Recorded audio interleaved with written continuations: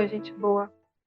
Bom, finalmente chegamos aí no nosso primeiro encontro, workshop de gerontologia. Todo mundo que está aqui, imagino que me conheça, né? Você não ia se inscrever no workshop de uma pessoa desavisada, né? Que você não vai procurar quem seja. Mas, enfim, meu nome é Ana Cláudia Quintana Arantes, eu sou médica, escritora, e a minha formação principal, né, a base de tudo que eu faço, vem da geriatria e da gerontologia. Eu me formei na Universidade de São Paulo, depois eu fiz a residência de clínica médica, depois geriatria e gerontologia. E o dia a dia do meu trabalho como médica, embora ultimamente tenha crescido muito a procura, a demanda para cuidados paliativos, eu fico muito feliz de ter participado desse crescimento tão bonito de interesse no nosso país sobre, né, o aprendizado, sobre desenvolver habilidades, competências na área de cuidado paliativo. Nada disso, é, pelo menos da minha parte, poderia ter sido sucesso se não fosse todo o conhecimento que eu já trazia da clínica médica e da geriatria.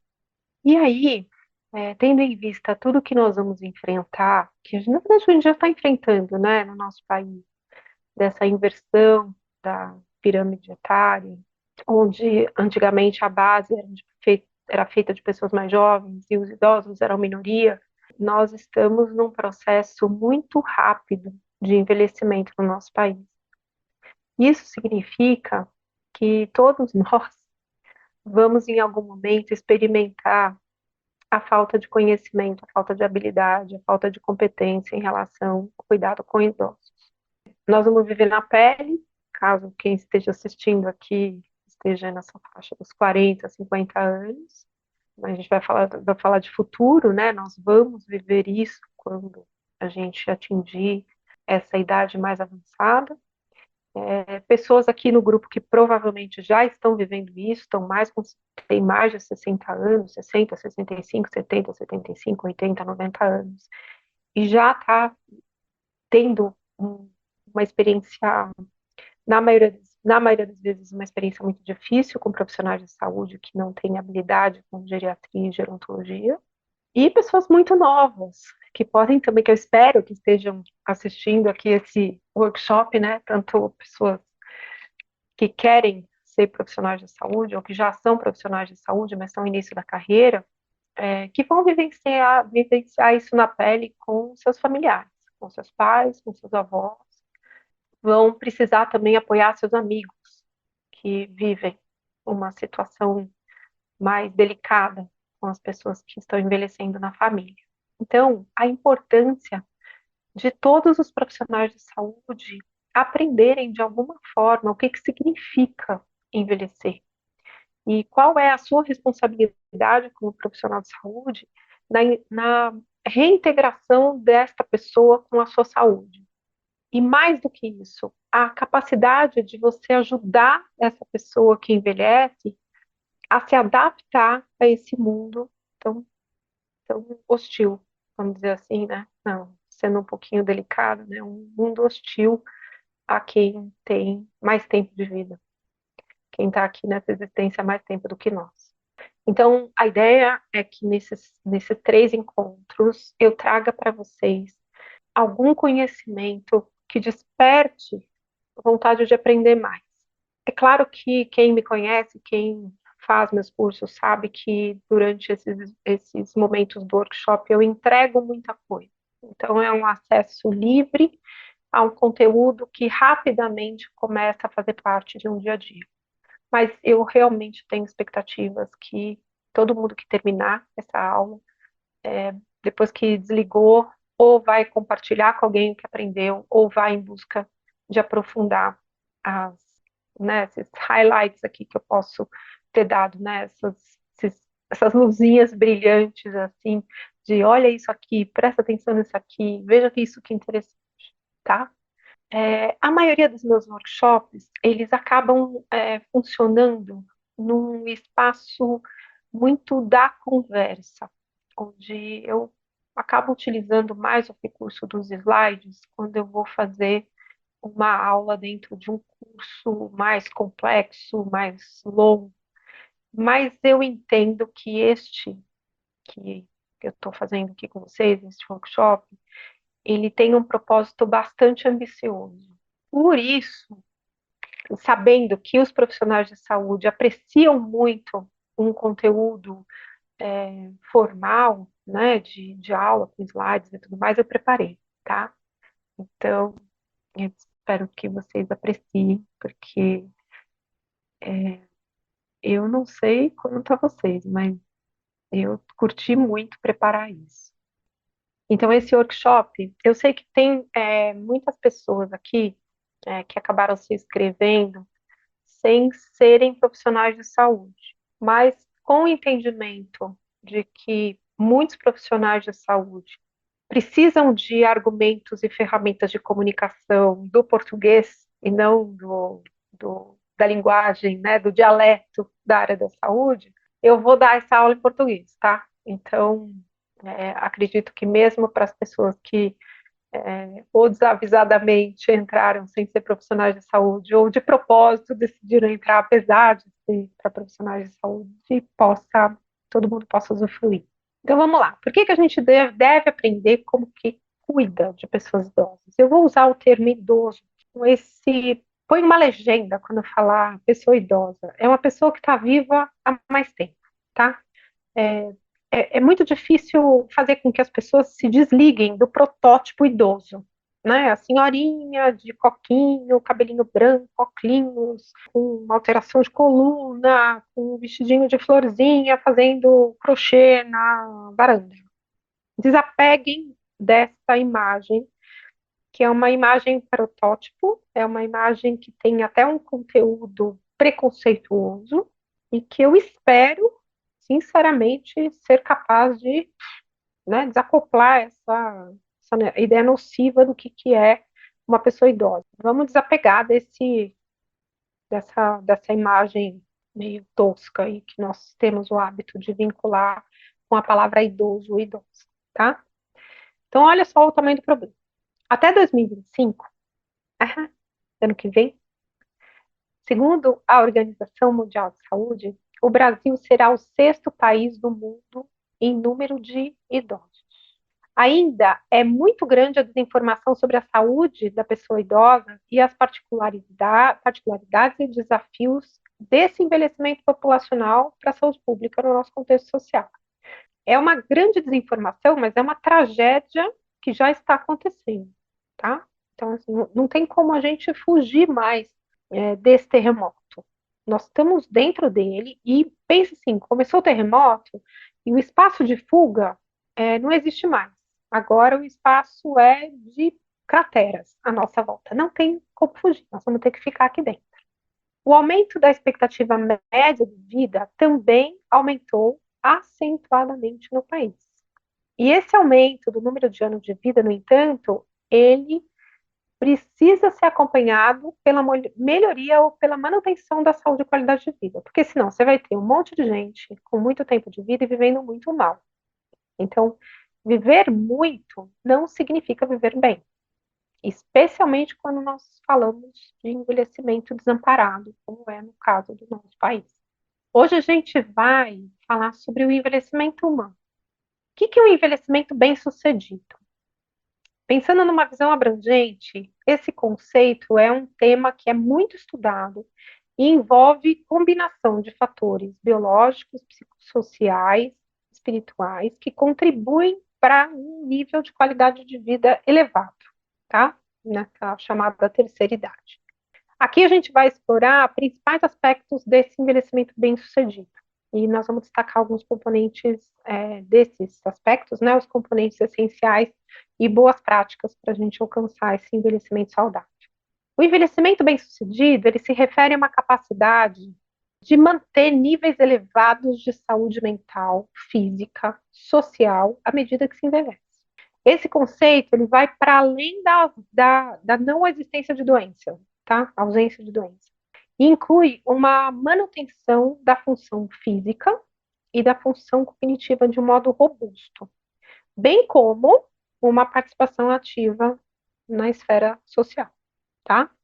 Um envelhecimento bem-sucedido, então, é um conceito complexo. Não é tipo, simples assim, come verdurinha e dá tudo certo. Você vai fazer beach tênis e tá tudo certo. Você vai jogar futebol e tá ótimo. Não, não é simples assim. Incluindo saúde física, mental e social, vocês vão entender quando eu digo que uma vida que compromete a sua mente com preocupações interfere no seu desempenho físico.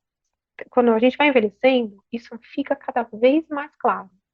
Manter uma função física e cognitiva robusta é essencial para esse envelhecimento.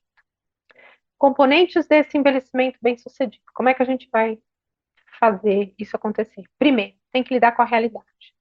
Quando eu falo do movimento do Oasis, né, as etapas, eu fiz essa proposta recente de pensar numa viagem para o deserto, que durasse 7 dias, mas que cada dia representasse 10 anos da nossa experiência de vida. Quando a gente chega nos 60 anos, a gente se dá conta de que muitas das nossas escolhas agora têm consequências absolutamente definitivas. E que aquela percepção de que tudo vai dar certo no futuro desapareceu, porque ela deveria ter ficado lá quando a gente tinha 30 anos.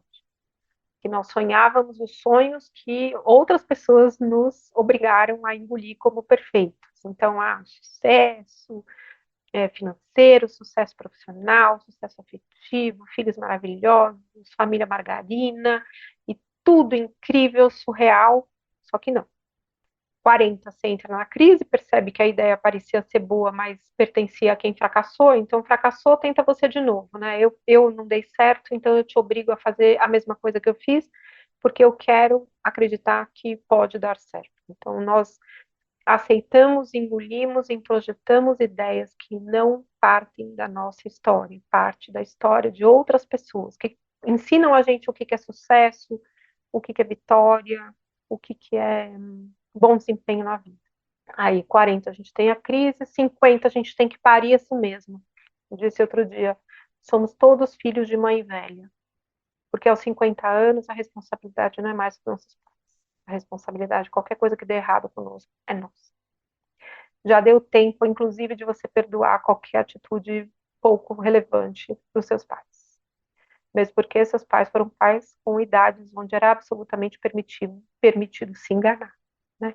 Não era bem assim. E aí, com 50 anos, você se dá conta que a responsabilidade é basicamente sua.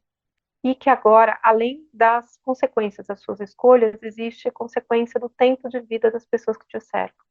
Então, filhos que também envelhecem, mas estão na adolescência e que estão certos de que tudo está certo na cabeça deles. A gente tem pais que envelhecem, que se fragilizam e que a gente gostaria de ter mais tempo livre para nós, mas agora nós temos que nos dedicar também a eles. Então, o que é a realidade dos 60 anos? Existem consequências para cada um dos seus passos. E essas consequências podem ser definitivas. E as consequências para os seus passos dizem respeito também ao tempo de percurso até aqui. E aí, esse tempo de percurso pode interferir na sua saúde física e na sua funcionalidade. A manutenção dessa capacidade física é essencial para esse envelhecimento.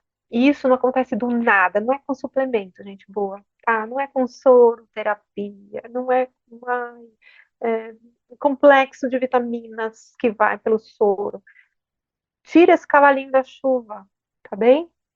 Não tem nenhum milagre que faz destruir tudo que você fez de errado na sua vida. E isso tudo pode favorecer a você esvaziar outro recurso, que é o seu financeiro. Então, não se iluda. A saúde física, ela acontece a partir de uma rotina que a gente pode dizer chata.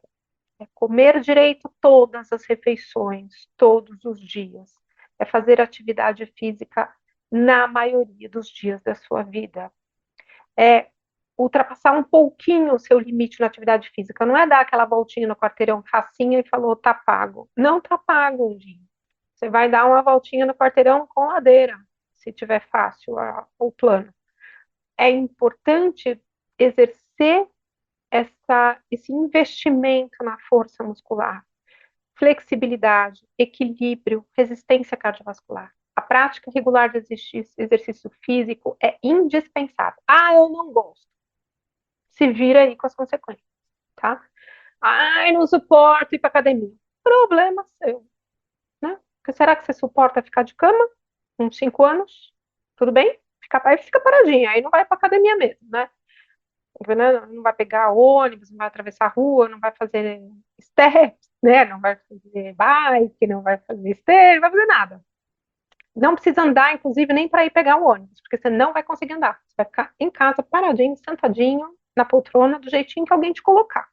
Tudo bem? Seu sonho de consumo é ficar parado, grande chance de dar certo. É só não fazer atividade física. Você vai ter um tempo bem paradinho na sua vida. Manutenção da sua capacidade física é você ter noção de que você tem que se movimentar. E aí, quando você se movimenta, você consegue manter isso. Prevenção e gerenciamento de doenças crônicas. As doenças crônicas, elas têm uma chance maior de aparecer quando a gente fica mais velho. Quando nós nos comprometemos com essa saúde física e funcionalidade, essa manutenção da capacidade física, ela vai nos ajudar na independência funcional, prevenindo quedas e prevenindo as complicações das doenças crônicas, tá? Um exemplo pessoal. Na minha família, a grande maioria das pessoas desenvolveu hipertensão logo cedo, ao redor dos 30, 40 anos. Só que essas pessoas da minha família, a maioria não fazia nenhuma atividade física, ou, não, ou tinha nenhum ou muito pouco compromisso com a alimentação. Eu já tive essa noção, até pelo fato de ter feito medicina, né? E existe uma coisa que eu sempre tento praticar na minha vida, que é a coerência, porque se eu aprendi como faz, eu tenho que fazer. Eu consegui adiar esse diagnóstico mais de 10 anos. Eu fui desenvolver hipertensão depois da minha menopausa. Então, 52 para 53 anos. Então, isso já foi sucesso da minha capacidade física. Já foi um sucesso, já foi uma conquista grande. Eu ter adiado por 12 anos, 13 anos, a presença de uma doença que pode machucar meu corpo por dentro. A gente tem uma fixação no envelhecimento que é só a parte externa, mas existe um envelhecimento que você não está vendo, que são rugas muito perigosas, inclusive, flacidez muito perigosa dentro do seu corpo. E aí que botox e preenchimento não vai dar conta, não tem como fazer isso. Para você prevenir, gerenciar doenças crônicas, evitando, né, consequências graves da progressão dessas doenças, você tem que manter um estilo de vida considerado saudável. Então, de novo, dieta, exercício físico. É essencial para controlar essas condições. Nessa prevenção, você precisa monitorar as suas condições de saúde. Então, para isso que serve um check-up. Embora a minha medicina é uma medicina muito potente para trabalhar com questões graves. Não tem nada mais poderoso do que cirurgia do trauma, cirurgia oncológica, a radioterapia, a quimioterapia, são situações trágicas. A gente é muito imaturo para fazer a prevenção de anos-luz antes de aparecer a doença. Eu coloquei em prática essa prevenção, mas eu sei que não foi fácil. Exigiu de mim uma determinação que esse mundo não permite que exista. Você imagina como que é se um dia o dia que eu decidi não fazer atendimento na parte da manhã, porque eu tinha que fazer ginástica, ou eu tinha que fazer fisioterapia por alguma questão. E aí o mundo não está dando conta disso. Como assim você não vai trabalhar? Como assim? Mas e as contas? E aí? Não tem jeito, você tem que trabalhar. Dá para você fazer atividade física. E aí, quando você não tem uma liberdade como a que eu tenho de definir meus horários, você é obrigado a fazer atividade física fora do seu horário. Às vezes você vai acordar às 5 da manhã para. E é desagradável?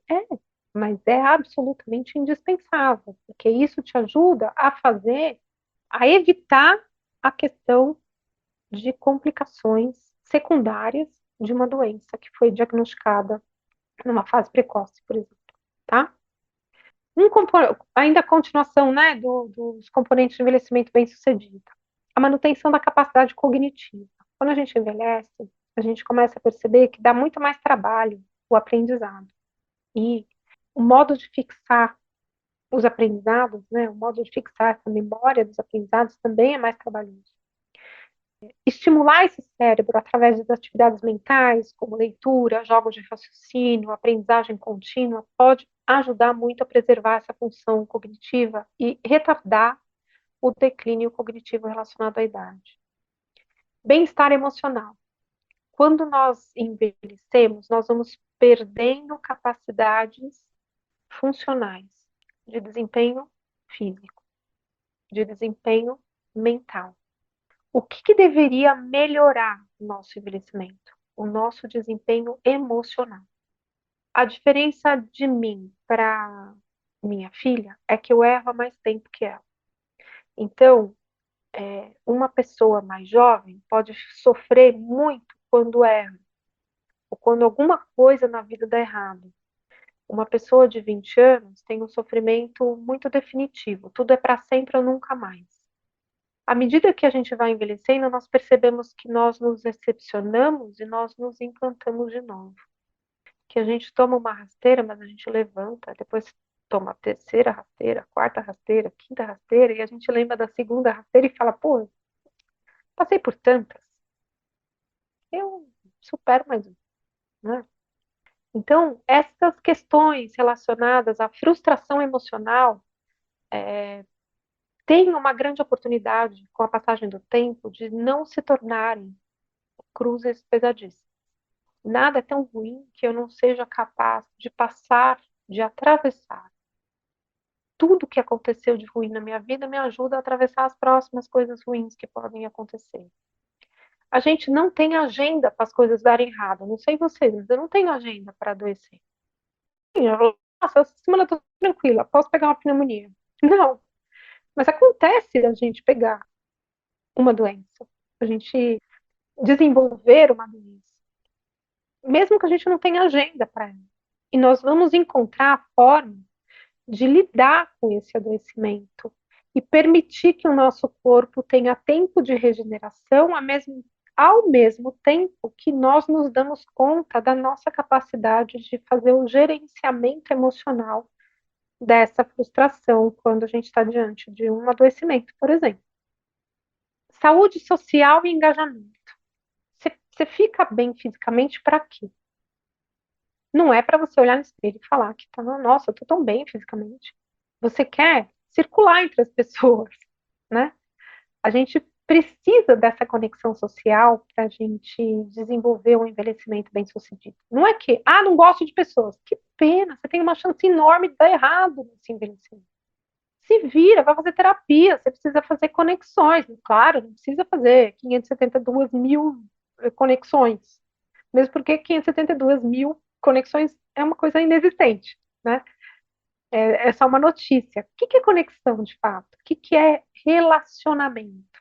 Às vezes, conexão pode ser uma coisa que tem mais a ver com esse mundo digital, né? Você vai fazer conexões, você vai fazer interações, mas, assim, relacionamentos, engajamento, compromisso. Você está envolvido ou você está comprometido com alguma causa social? Essa causa social, ela pode ser dentro da sua família, pode ser dentro da sua comunidade, pode ser dentro da sua cidade. A participação ativa, ativa mesmo, não porque você, fica até estranho, né? Participação ativa em atividades sociais. É que tem participações passivas, você vai ser obrigado a. Mas uma participação ativa, uma presença, de fato, é um componente chave de um envelhecimento bem-sucedido. É claro que nós vamos encontrar fragilidades e dificuldades com este comportamento do nosso corpo. E muitas vezes nós nos envergonhamos de ter necessidade de apoio. Então, eu vou descer de um ônibus, eu preciso de alguém que me dê a mão, eu preciso me segurar muito bem. Eu tenho medo de cair, porque eu já caí um dia e eu não quero cair de novo. Eu tenho medo. E aí esse medo me busca, me chama para eu encontrar proteção. Então, eu aceito a mão quando alguém me dá a mão para eu poder descer do ônibus ou para eu poder entrar num trem. Eu aceito a mão. Mas tem pessoas que não aceitam, elas se sentem ofendidas. E isso é um trabalho também de maturidade emocional. Eu costumo dizer para as pessoas que eu cuido, quando elas se sentem envergonhadas de pedir ajuda, eu digo: você está dando uma chance para a pessoa ser gentil. Vai ter muita gente que vai perder essa chance de mostrar gentileza. Mas aí você vai ter um pesar no seu coração, não de constrangimento por ter precisado de ajuda, mas de constrangimento por aquela pessoa ter negado a oferecer ajuda. Azar o dela de perder essa chance de gentileza. Azar de quem não se propõe a oferecer ajuda. É um azar, é um despropósito, é uma perda muito grande de chance de você ser útil neste planeta, de ser útil nessa vida, de ser útil para alguém, de servir para alguma coisa. Se você é uma pessoa que não serve nem para dar mão para alguém descer do ônibus, você serve para quê, Anjo? Entende? Essa noção do que é oportunidade de receber uma gentileza? Essas relações sociais, esses envolvimentos em voluntariado, faz muito para evitar o isolamento social e solidão, que é um fator de mau prognóstico para um envelhecimento saudável, um envelhecimento bem-sucedido. A solidão e o isolamento social, eles penetram na sua saúde existencial como uma ferrugem. Ela vai desgastar e depois ela vai quebrar a sua estrutura de suporte social. Então, não deixe isso acontecer. Trabalhe para que isso não aconteça. Ah, mas eu estou muito mal para ser voluntária. Ninguém está mal para ser voluntário. Ninguém está mal. Ser voluntário até no sentido de assim, eu me ofereço para alguém me ajudar. Não, você pode ser voluntário para ajudar um voluntário. Olha que perfeito isso. Manter relações significativas e de apoio é essencial para esse bem-estar social e emocional das pessoas que envelhecem. Essas relações significativas e de apoio é de apoio mútuo. Não é só de venha a nós o vosso reino. Você pode não poder ir até o supermercado, mas você sabe ajudar a fazer uma lista de compras. Entende?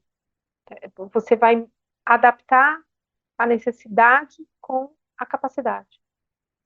Existe necessidade para todos os campos, para todos os níveis, necessidades pequeninas e necessidades altamente complexas. Dependendo da capacidade de oferta, você aprimora isso junto ao seu paciente idoso.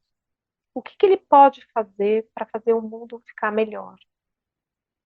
O estilo de vida saudável, alimentação balanceada, exercício físico regular. Esse exemplo prático, né, que eu estou gostando de dar aqui, participar de programas de exercícios físicos voltados para pessoas mais velhas.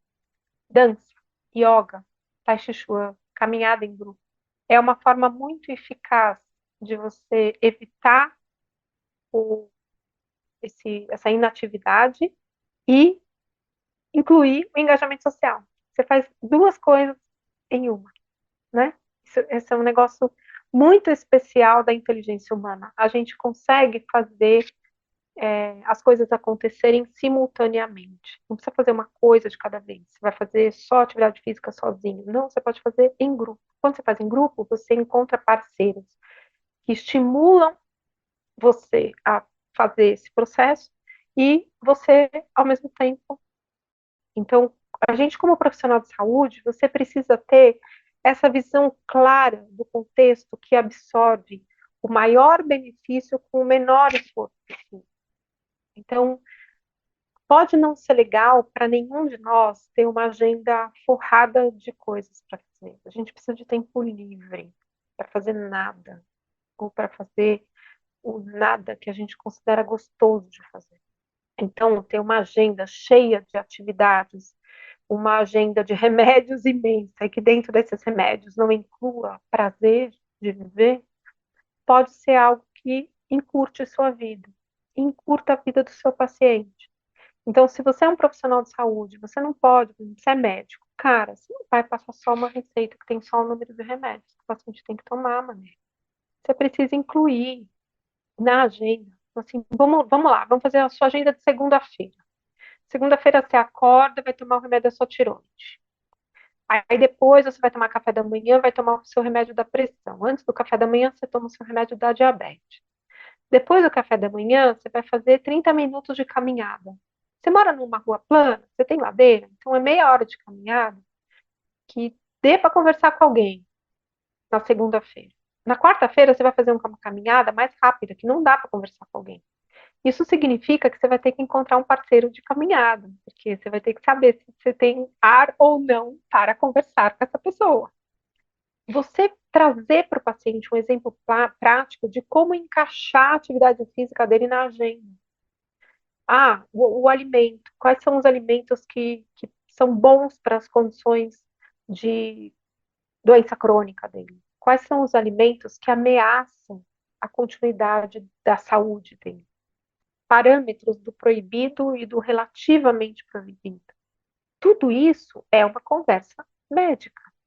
Não dá para a gente tirar o nosso compromisso com a saúde do paciente e colocar o nosso compromisso só com os comprimidos. A gente não tem compromisso com comprimido, a gente tem compromisso com vidas.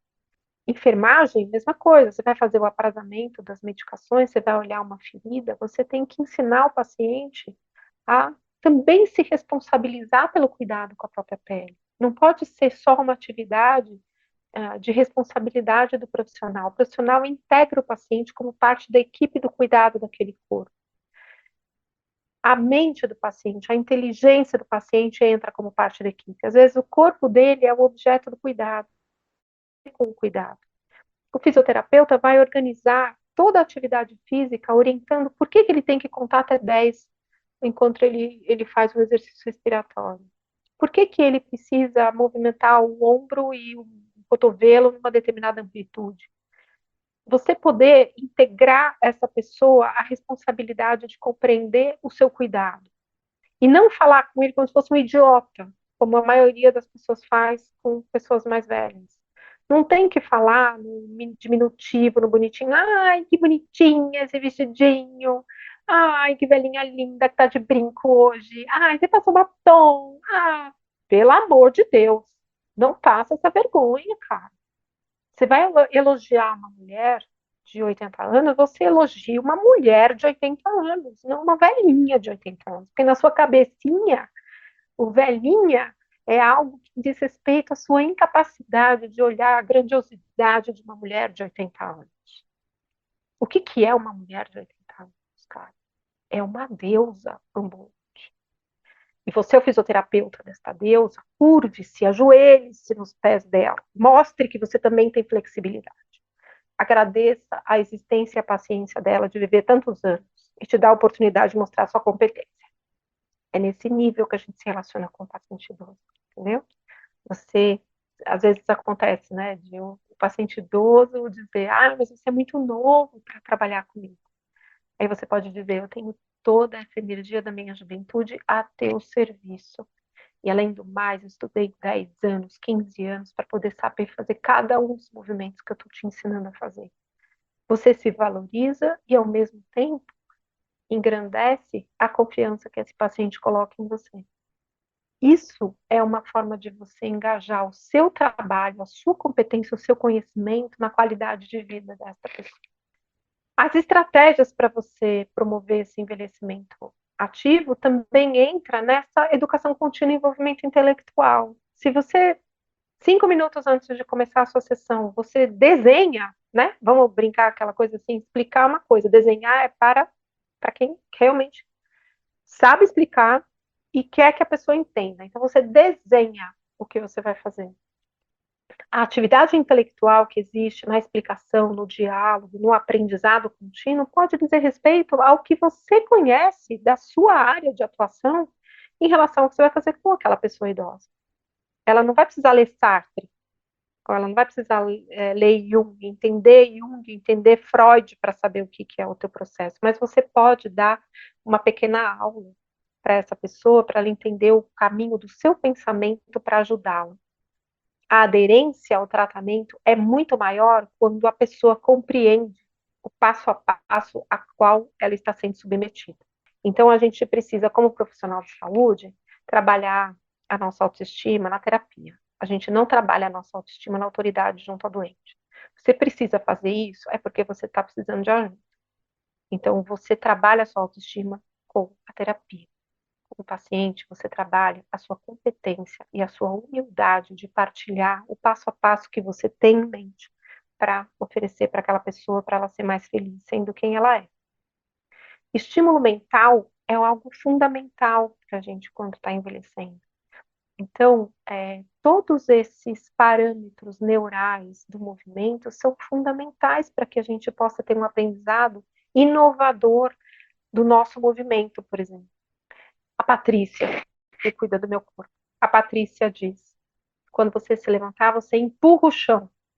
Essa dica que ela me deu me poupou de grandes transtornos de esforço físico para me levantar. Eu empurro o chão. Quando ela vai corrigir minha postura, porque eu estou com escoliose, dor, ela fala, imagina um fio que puxa do alto da sua cabeça até o teto. É muito fácil endireitar o corpo pensando isso. É uma orientação que traz um estímulo mental que atravessa a minha incapacidade de perceber meu corpo. É isso. Profissionais do movimento têm que aprender isso. Não é falar, levanta direito, endireita as costas. Deixa a comadre falar isso, minha gente.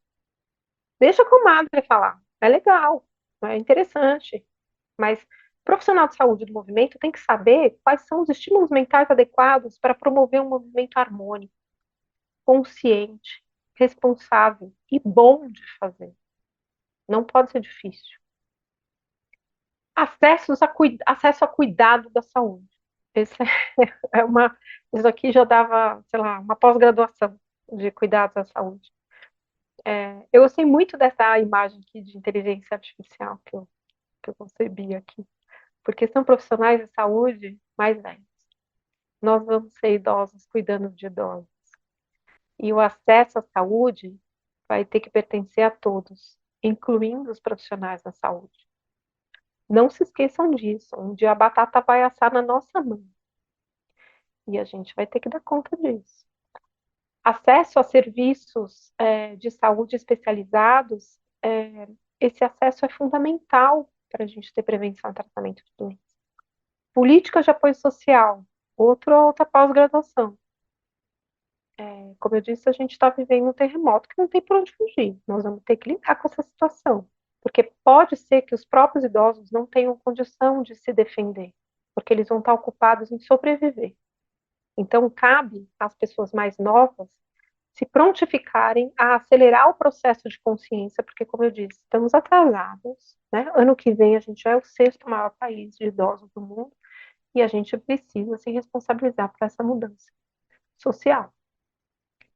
Noções sobre teoria do envelhecimento. Eu achei que valia trazer essas coisas aqui, porque são assuntos que pouco se fala, pouco a gente conhece, e é uma área muito preciosa do meu conhecimento, que eu queria partilhar com vocês. A gente tem duas categorias principais da teoria do envelhecimento, uma teoria biológica e uma teoria, uma não, né, várias teorias biológicas e teorias psicossociais. As biológicas, elas tentam explicar esses processos fisiológicos que levam a esse declínio de função, tá? Que acontece com o tempo. Teoria do desgaste. Ela fala que ela é uma teoria que propõe que esse envelhecimento seja o resultado de acúmulo de danos ao longo do tempo, que o uso contínuo dos nossos órgãos, sistemas, eles levam a essa deterioração das funções corporais. Então, um exemplo, a degradação das articulações devido ao uso repetitivo. Aí você pode ter uma inflamação das articulações. Você pode ter uma degeneração das cartilagens, tá?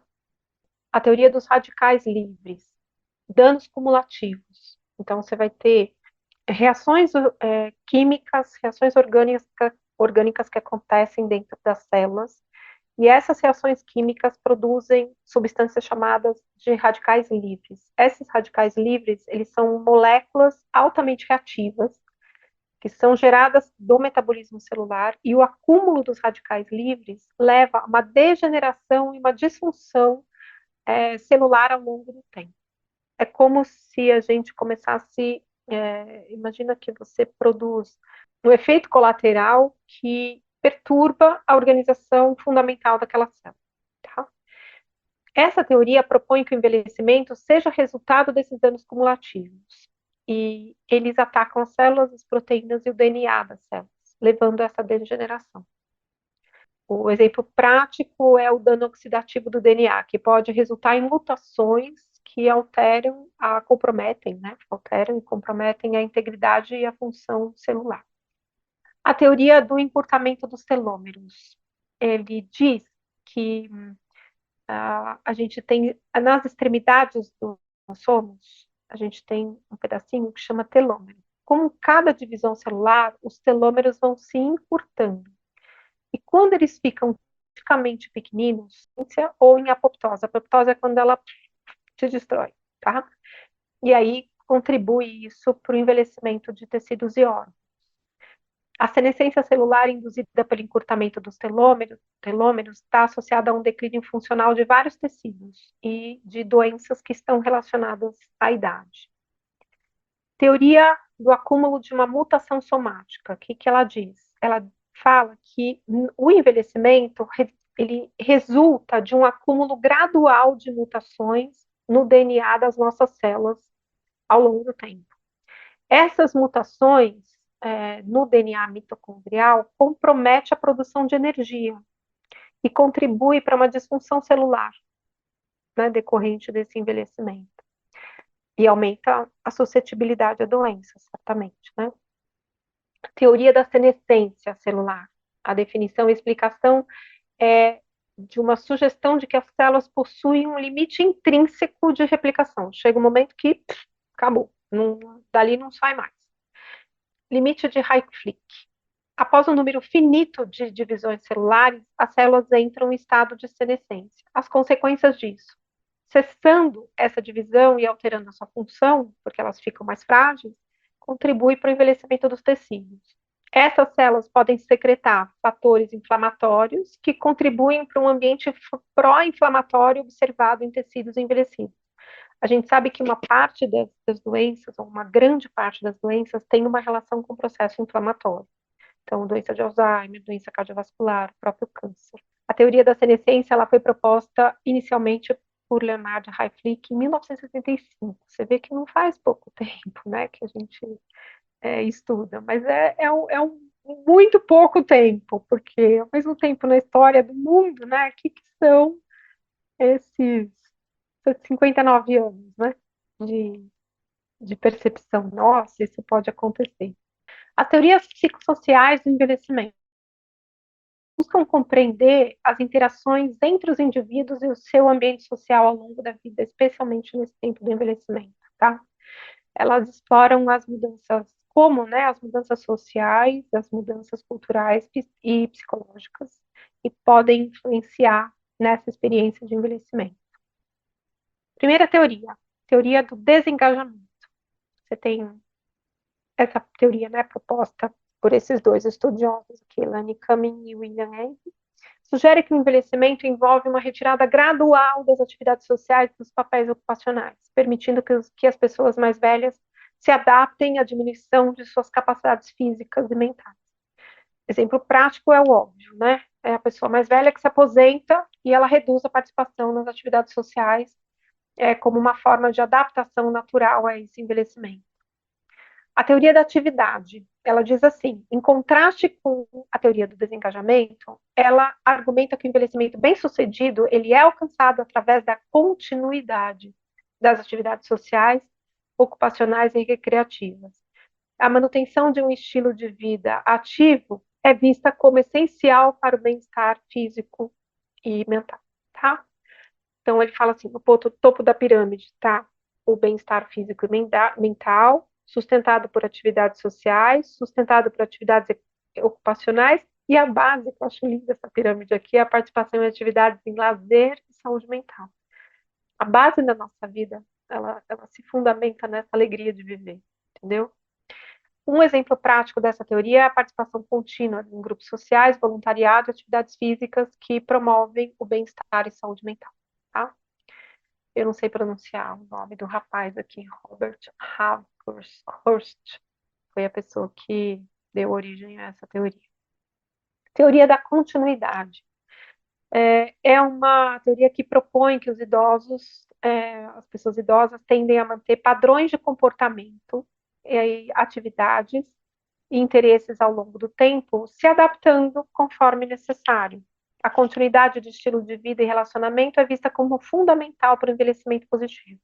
Um exemplo prático, uma pessoa idosa que continua a praticar um hobby de longa data, adaptando-se às suas novas capacidades físicas.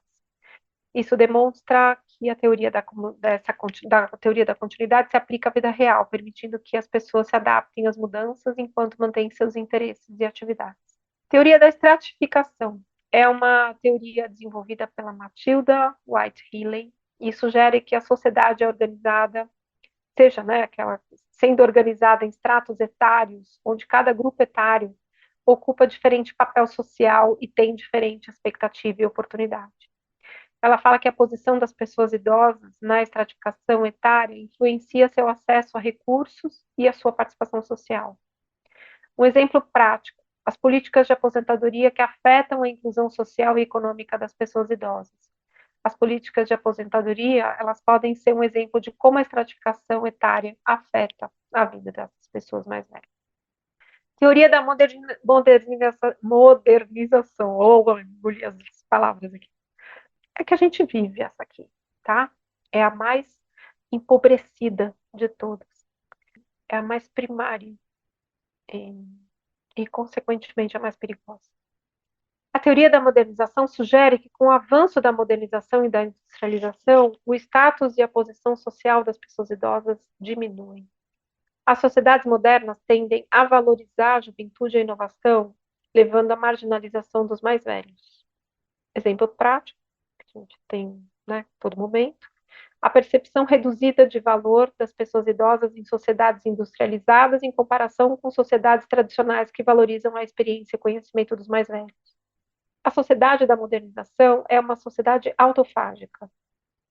Aqui no Brasil, ela vai se extinguir, porque a teoria da modernização diz que os idosos não prestam, os jovens são ótimos. Só que daqui a pouco todo mundo é idoso, ninguém presta. É assim? Acho que não vai funcionar. Ela leva a uma diminuição do status e da posição social das pessoas mais velhas. As sociedades modernas valorizam a juventude e a inovação, marginalizando as pessoas mais velhas. A percepção reduzida de valor de idoso é uma legenda para uma sociedade que fracassa, que vai morrer antes de chegar à sua morte, porque vai morrer quando percebe que envelheceu. Tem uma morte social nessa experiência. Teoria da seletividade socioemocional. Ela foi desenvolvida pela Laura Carstensen e sugere que, à medida que as pessoas envelhecem e percebem a limitação do tempo da sua vida, elas tendem a se concentrar em atividades e relacionamentos emocionais mais significativos, priorizando qualidade sobre quantidade nas suas interações sociais. Um exemplo prático, a pessoa mais velha que escolhe passar mais tempo com familiares próximos e amigos íntimos, em vez de se envolver em atividades sociais mais lentas. Alterações celulares, alterações hormonais, declínio fisiológico, respostas imunitárias, tudo isso vão ser consequências do conjunto dessas teorias. A gente tem as teorias para explicar o que acontece. Então, as células do corpo sofrem modificação, tem mudanças nos níveis de hormônios, órgãos e tecidos perdem sua eficiência, o sistema imunológico fica menos eficiente. Isso daqui são fatos, não são teorias, tá? As teorias tentam explicar esses fatos e a gente precisa lidar com fatos. Pele e tecidos. A pele fica mais fina, seca, menos elástica, você tem perda de massa muscular, mesmo que você faça atividade física, você tende a perder massa muscular. Sistema cardiovascular, o coração fica menos eficiente, as artérias perdem elasticidade, a circulação pode ser prejudicada. Tudo fato. Aumento de problemas como hipertensão, insuficiência cardíaca, aterosclerose, envelhecimento aumenta risco de doença de Alzheimer, doença de Parkinson, derrame, né, acidente vascular cerebral, outros tipos de demência.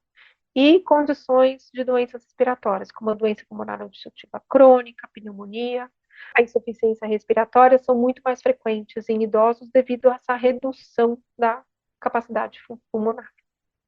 Cuidado de saúde é fundamental, a gente. Oh, tem alguém dormindo aí, está acabando a aula, acorde e presta atenção aqui nesse finalzinho aqui.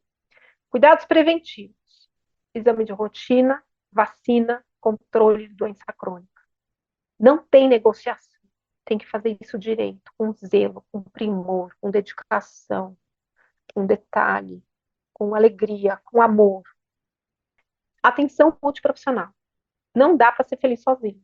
Só com o médico, a chance de dar errado é imensa. Então, equipe médica, enfermagem, físio, nutricionista, psicólogo, que trabalhem de maneira integral. Acessibilidade, facilitar o acesso aos serviços de saúde, instalações adaptadas, transporte adequado. Uma cidade que é amiga da pessoa idosa é amiga de todo mundo. Então, a gente precisa trabalhar para que os nossos líderes das cidades entendam isso. Cuidados domiciliares. Com o aprimoramento desse cuidado domiciliar, vai ser muito mais fácil a gente sustentar a autonomia e independência das pessoas. Isso é fundamental ter consciência. A casa é o melhor lugar para ficar. Não é o único lugar para ser feliz, mas é o melhor lugar para ter como lar. Então, a gente precisa aprimorar a oferta de serviços domiciliares nesse tempo de fragilidade do nosso corpo. Adaptação à aposentadoria. A transição para a aposentadoria pode ser um desafio muito grande, mais psicológico do que qualquer outra coisa. Essas mudanças emocionais, elas fazem parte desse movimento de adaptação a essas debilidades. E essa capacidade de resiliência e autoestima é algo que é desenvolvido ao longo da vida, não é só na reta final. Declínio cognitivo, alteração emocional e importância da atividade mental. Nesta linha, a integração com o suporte multiprofissional, o apoio da família, né?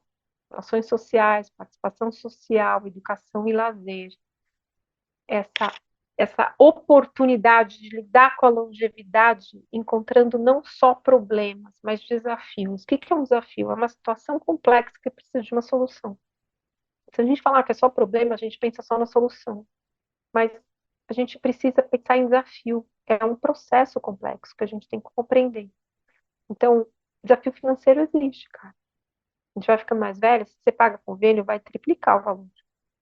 Se você não paga convênio, você está no SUS, vai ser muito mais difícil você ter paciência e corpo para aguentar ficar num pronto atendimento esperando para ser atendido. Inclusão social. A gente precisa combater a discriminação, promover a integração das pessoas mais velhas na sociedade, garantindo a participação ativa e o respeito aos seus direitos. Entender que as necessidades de saúde são variáveis a depender do nível social dessa pessoa. E enquanto tiver algum que não é atendido, ninguém é bem atendido. Você pode ser uma pessoa muito rica. Se você pensa que você está sendo bem atendido, não se iluda. Porque tem muitos médicos que dizem que são especialistas em geriatria só porque atendem muitas pessoas idosas. Como eu costumo dizer, a moça do caixa do banco só atende pessoas idosas, que só atende pessoas idosas, sabe a caixa preferencial? Ela não se torna um geriatra, uma geriatra porque atende idoso. Não tem formação. Você vai a vida inteira no cardiologista ou no ginecologista, e aí quando você começa com problema de memória, a criatura diz a mesma coisa que seu vizinho. Ah, é normal da idade. Até o dia que você taca fogo na casa porque esqueceu alguma coisa no fogão. Ou você esquece um compromisso grande. Ou você se perde no lugar onde você está acostumado a ir. Aí, caríssimo, pode ser tarde demais para você reverter ou controlar melhor o quadro cognitivo. Então, busquem profissionais que tenham formação, porque senão você vai ter maus conselhos. E aí, o mau conselho não te tira a oportunidade de viver a consequência de ter seguido um mau conselho, tá? E fica o recado aqui para os médicos também que estão assistindo. Você não é um geriatra se você não estudou isso. Não vá fazer besteira. Porque se o paciente se der mal na vida por causa dessa falta de orientação, a responsabilidade também é sua. A longevidade, ela mostra para a gente, oferece uma chance muito grande da gente se reinventar quando a gente vai ficando mais velho. E o reinventar não é uma produção poética, tá? Tá bom? Para quem adora fazer uma crítica em relação à arte da poesia, a reinvenção diz respeito a uma competência emocional, diz respeito a uma maturidade, de você criar soluções diante da adversidade. A criatividade só é bonita quando ela está diante de um problema. A criatividade, ela não floresce quando está tudo indo bem. É entediante. Quando está tudo bem, você não consegue criar nada. Mas quando você está diante de uma encrenca potente, você tem essa possibilidade de florescer nesse rejuvenescimento cerebral aí. Apoio emocional da família, cuidados práticos, planejamento do cuidado e compartilhamento de responsabilidades. Um filho é sempre um filho. Nunca um filho se torna pai do seu pai. Nunca uma filha se torna mãe da sua mãe ou mãe do seu pai. Um filho é sempre um filho. E ele vai se comportar como um cuidador de um corpo frágil do seu pai e da sua mãe. E é isso que a gente vai ajudar essa família a entender. A gente não vai dizer e falar assim, agora você é mãe da sua mãe. Não fala essa besteira. Isso é um erro conceitual cronológico. Quantos anos você tinha quando sua mãe nasceu? Pasmem, tem gente que pensa para responder essa pergunta. O envelhecimento ativo, fortalecimento muscular, mente e corpo. A gente, né? Sempre bom a gente repetir essas luzinhas aqui, né? Porque parece que o mundo está falando disso há dezenas de anos e as pessoas não prestam atenção. Quem sabe se a gente repetir, as pessoas conseguem integrar isso como parte desse cuidado. Espiritualidade e envelhecimento. Reta final do nosso encontro. Conexão espiritual. A espiritualidade ela pode oferecer conforto e significado durante esse processo de envelhecimento, fortalecendo a capacidade dessa pessoa de se conectar com algo que transcende e fortalece sua capacidade de aceitar a própria finitude. A prática religiosa ela pode ser um grande encontro dessas relações sociais de grande apoio. Então, você vai na sua comunidade religiosa, eu espero que lá você encontre mais do que bons conselhos, você encontre realmente apoio. Então, não é para ficar, se você faz parte de grupo religioso, não é para ficar fazendo só visita domiciliar para levar a palavra de Deus para casa da pessoa. Vai lá e lava a louça. Vai lá e limpa o banheiro dela. Vai lá e leva as compras da feira. Tá bom? A atividade de suporte religioso, da religação com Deus, implica num comprometimento objetivo com o bem-estar daquela pessoa que recebe a sua visita. As mãos em prece, elas ajudam muito, mas as mãos em ação, elas são muito mais potentes para trazer essa experiência do ser amado por Deus, tá bem? Então, assim, faz o grupinho da comunidade religiosa e vai lá, como eu disse, chega lá, faz o evangelho no lar, faz a leitura da Bíblia e lava a louça da pessoa, leva comida para ela, limpa o cocô do cachorro que ela tem, dá comida para o cachorro, faz a pessoa se sentir realmente cuidada e não apenas uma vítima de sermão, né? Tem que fazer isso na comunidade. A comunidade evangélica é muito potente para isso, a comunidade católica é muito potente, a comunidade espírita, a comunidade budista. Todas as comunidades religiosas são potentes, mas elas são feitas de seres humanos. Os seres humanos só se dão conta da própria humanidade quando eles ajudam, de fato, a pessoa a passar pelo processo que ela precisa passar, precisa atravessar. Meditação e conexão interna. As técnicas de meditação e contemplação, elas podem promover autoconhecimento, aceitação, regulação emocional e também ajuda no controle de questões físicas. Isso é muito bonito na meditação também. Perspectivas futuras para quem se interessar em se aprofundar na gerontologia. Avanços científicos, novas descobertas e tecnologias que vão impulsionar a compreensão desse envelhecimento e melhorar a qualidade de vida das pessoas que envelhecem. Sociedades envelhecidas, elas estão presentes e vão continuar a crescer. E isso vai exigir transformação social e política para atender às necessidades dessa faixa etária. Quanto mais cedo você se mexer a favor disso, maior a sua chance de usufruir daquilo que você conquistar. soluções inovadoras, como a assistência, aprimoramento, né, da assistência domiciliar, cuidados remotos. Você tem um desenvolvimento muito bonito aí das tecnologias assistivas, vão melhorar a autonomia e a independência dos idosos. Se envolvam. Por isso que é tão importante. Tem uma amplitude grande de aplicações práticas que impactam diretamente na vida das pessoas que envelhecem, e na sociedade como um todo. Porque se você cuida de uma pessoa que envelhece, você está apoiando a pessoa que cuida dela e que talvez não seja idosa ainda, mas vai poder ter uma vida adulta mais tranquila se ela tiver acesso a esses cuidados de parceria com essa pessoa que ela ama e que está envelhecida, tá? Avisos. Quem estiver dormindo, quem cochilou de novo, acorda. Não perde a próxima aula. A segunda aula vai ser liberada na quarta-feira, 9 horas da manhã. E a gente vai falar sobre as práticas clínicas no cuidado aos idosos. O conteúdo dessa aula, se fez sentido para você, eu sugiro aí que você compartilhe com os profissionais da saúde, tá? Tchau, tchau. A gente se vê em breve.